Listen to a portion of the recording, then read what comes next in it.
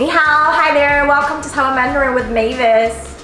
You're here probably because you're starting to learn Mandarin Chinese, in particular the accent and usage in Taiwan, or you're already in your language study journey and you stumble up on my channel. Either way, you'll find these 9 fun facts in this video about Taiwan Mandarin useful and interesting. I will also share my personal views on how learning this particular variety of Mandarin Chinese can be beneficial to you after talking about the fun facts. So keep watching. Fun fact number 1. Taiwan Mandarin is currently the official language spoken by the 23 million plus people in Taiwan. It is one of the many varieties of Mandarin Chinese and is unique to the Taiwanese population.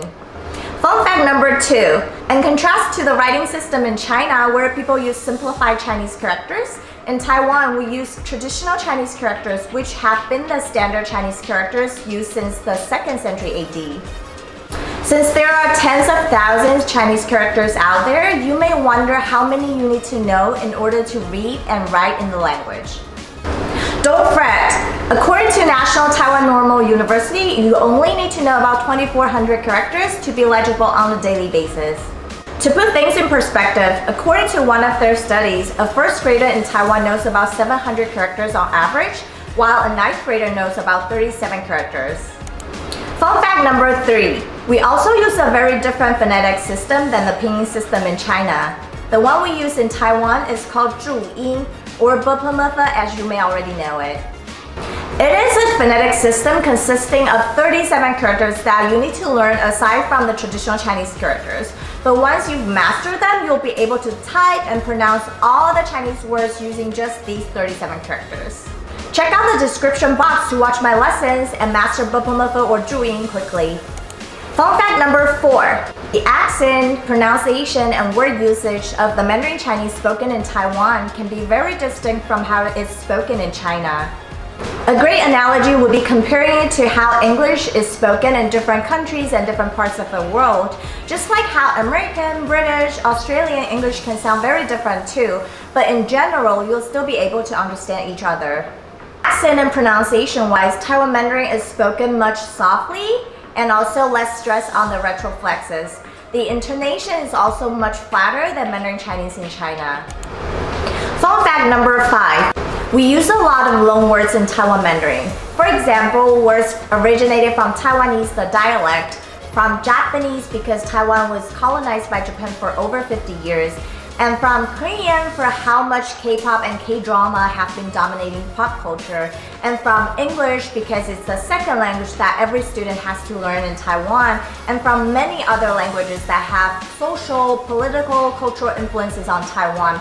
And because Taiwanese people are generally receptive and open to these outside sources. Fun fact number 6. There is no distinction between singular and plural in Mandarin Chinese. We only add a classifier or a counter in front of the noun to represent the quantity, and you don't modify the following noun. Isn't that great news? Fun fact number 7. In Mandarin Chinese, we don't have verb conjugations. We simply use the same verb form for past, present, and future. We just add the time expression or certain particles to indicate the time frame. Another great news, right? Fun fact number 8. Unlike many other Asian languages, we don't have different speech styles like formal versus informal in Mandarin Chinese. So you don't have to pull your hair to learn 2 grammatical structures just for saying the same thing. So how do we show politeness and formality when we're talking then? It would depend more on your word choices than grammatical style. Hooray! One less thing to learn!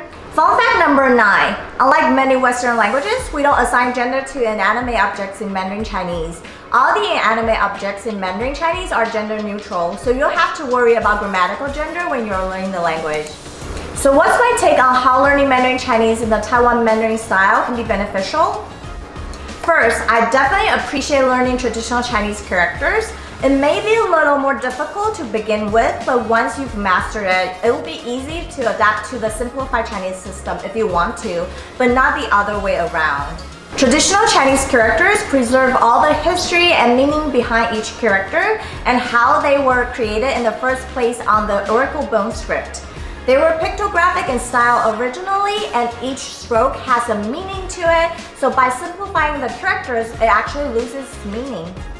And by learning Zhuyin or Bopomofo, you'll be able to catch up to many internet trends or popular slangs used by younger generations in Taiwan. Because Zhuyin is so much of a part of people's lives there, many trendy expressions stem from it.